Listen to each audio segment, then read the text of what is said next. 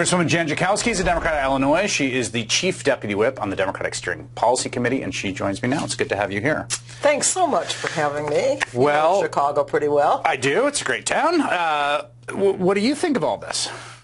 So, you know, I watched that debate, and it was certainly not Joe Biden's best day.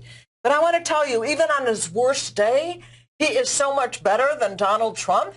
And that is frustrating to me that there was very little talk about that. Well, but I guess the problem, I certainly don't disagree with that.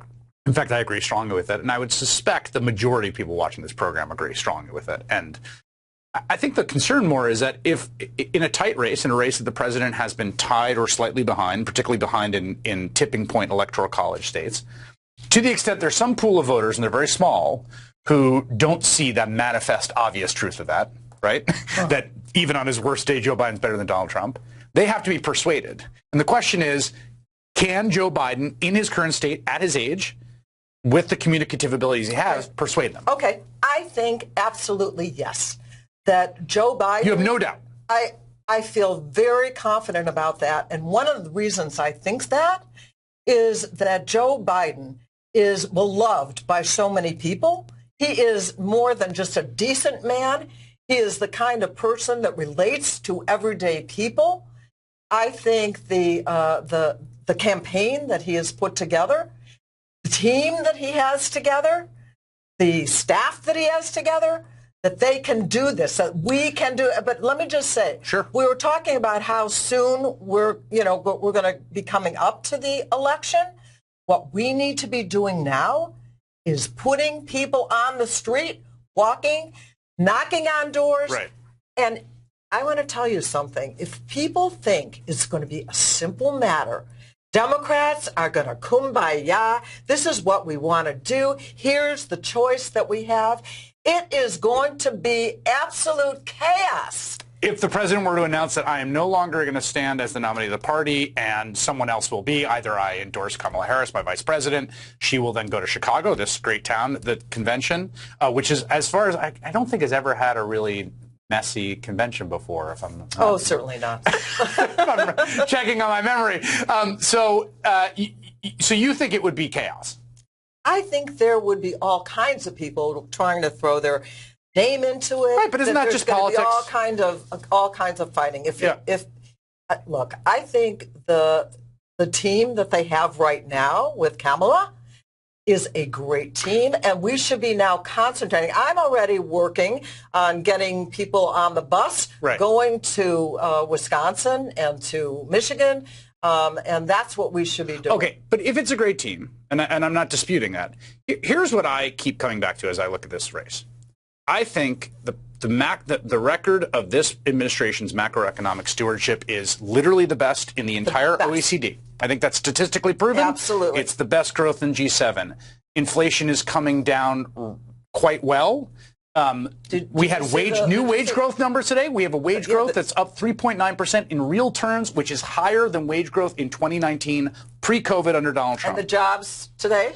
The jobs numbers, right? So every macroeconomic indicator I look at, I think this has been an incredibly impressive macroeconomic stewardship. Exactly. And also, the incumbent president overseeing that economic record is down 6 points and down in the tipping point states. So that says to me, there is something going on here. There are other polls that have actually been very clear and strong. And you don't think he's losing the race right now?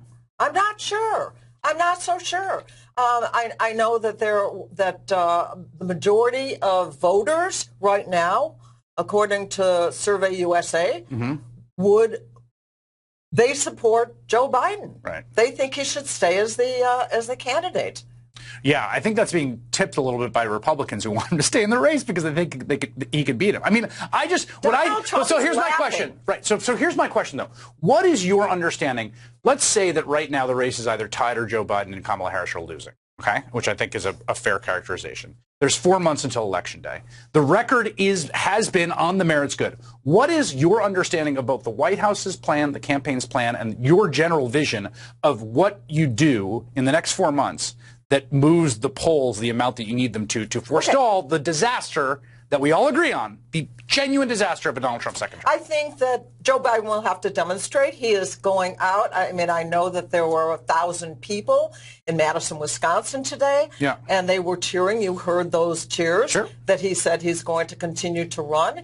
And in the meantime, they are building a huge field operation, getting people out, more than anyone has, and more than Trump has, the kind of field operation. People do understand that Trump has to be beat, but I also think that there is a lot of confidence in Joe Biden and their team and the great things that they have done for everyday Americans. You know, the AFL-CIO, the union endorsed 2 days ago. That was after the debates. They endorsed him because he is with labor. He's with working people. He's with the middle class.